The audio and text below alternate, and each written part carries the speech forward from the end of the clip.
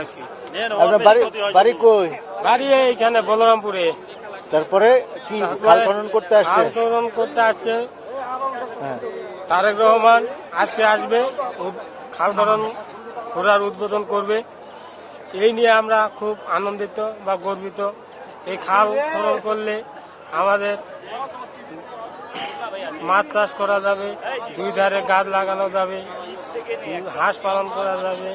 আর ওই নদীর ধারার পাশে যেসব জমি আছে এইসব আবাদের জন্য আমাদের অনেক সুবিধা হবে। বাচ্চা সহ নিয়ে এসছেন? জি, বাচ্চা সহ নিয়ে আসছি। কেন?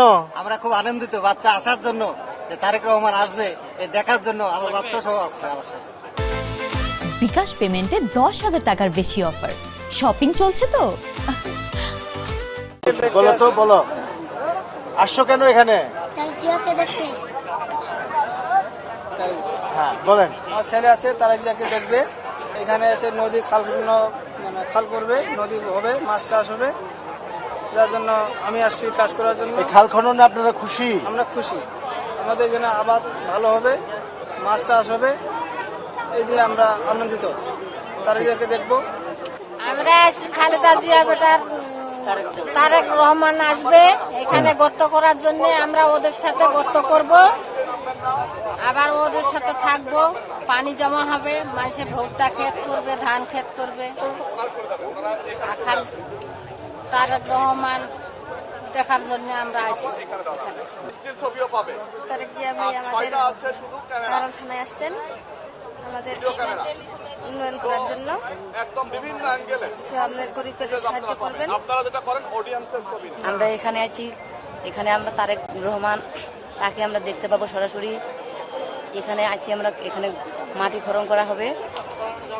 মাটি খনন করার পরে আমরা অনেক পরিবারের থেকে আমরা সুযোগ উন্নয়ন হবে, পরিবারের কিছু সুবিধা হবে।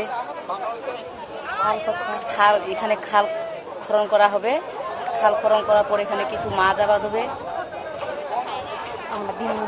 আমরা এখানে দিন মজুরি পাবো। এখানে মাটি খনন করা হলে এখানে পুকুরে মাছ চাষ করা হবে। এখান থেকে যে পাশে যে জমিগুলো আছে এখানে পানি দেওয়া যাবে এখান থেকে। আর এখানে মনে করেন পুকুরে মাছ চাষ ভালো হবে, পুকুরে পানি জমা হবে। এখানে বাংলাদেশের সরকার তারেক রহমান আসবে, আর আমরা এখানে খাল খনন কাজে উদ্বোধন করবে সরকার। আমরা তার জন্য আসছি। আর এখানে এই যে পানি যাওয়ার জন্য মাটি ভাঙে পড়ে, মানে ক্ষয়ক্ষতি অনেক হয়। আর খাল খনন করে ডালাটা খনন করলে পরে এই গ্রামের উন্নয়ন হবে, উন্নয়নের সাথে সাথে আমাদেরও উন্নয়ন হবে। তার জন্য আমরা আসছি।